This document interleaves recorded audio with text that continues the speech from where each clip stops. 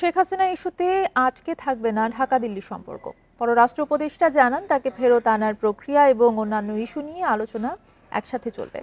দুপুরে পররাষ্ট্র মন্ত্রণালয়ের ব্রিফিংয়ে তিনি আরও বলেন, নতুন বছরে ভারত, চীন ও যুক্তরাষ্ট্রের সঙ্গে সম্পর্ক উন্নয়নকে অগ্রাধিকার দেওয়া হবে।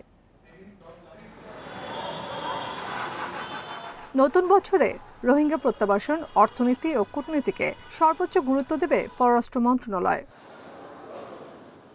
কূটনৈতিক চ্যালেঞ্জ নিয়ে বলতে গিয়ে পররাষ্ট্র উপদেষ্টা বলেন, ভারত সহ স্বার্থ সংশ্লিষ্ট সব দেশের সঙ্গে সম্পর্ক আরও নিবিড় করবে সরকার।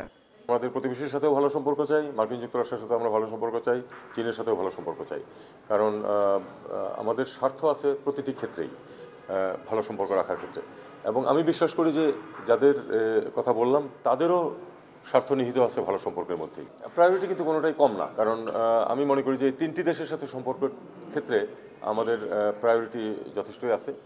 ভারত শেখ হাসিনাকে ফেরত না দিলে ঢাকা দিল্লির সম্পর্কে দূরত্ব আরও বাড়বে কিনা, এমন প্রশ্ন ছিল উপদেষ্টার কাছে। আমি মনে করি যে দুটো পাশাপাশি চলবে, কারণ এটা হলো একটা ইস্যু, কিন্তু আমাদের আরো অনেক স্বার্থের ইস্যু আছে দুই পক্ষেরই। আমরা সেগুলি নিয়ে পাশাপাশি আগাবো। এ মাসেই দ্বিপাক্ষিক সফরে চীন যাচ্ছেন তিনি, তবে সূচি ও আলোচনা এজেন্ডা এখনো ঠিক হয়নি। চীনারা যেহেতু আমাকে নিমন্ত্রণ করেছে যেতে, আমি যাচ্ছি সেখানে আমাদের যেগুলি ইস্যুজ আছে সেগুলি নিয়ে আমরা আলাপ আলোচনা করব। একটা ইন্টারমিনিস্ট্রিয়াল মিটিং ফরেন সেক্রেটারি আহ্বান করেছেন, সেখানে আমরা ঠিক করবো যে আমাদের কি কি অ্যাচিভেবল, কি আমাদের তাদের কাছ থেকে সমাধান করতে পারি। এই সময় মিয়ানমার পরিস্থিতি নিয়েও উদ্বেগ জানান পররাষ্ট্র উপদেষ্টা। রাখাইন পরিস্থিতি অত্যন্ত challenging. Nafiza Daula, independent news, Dhaka.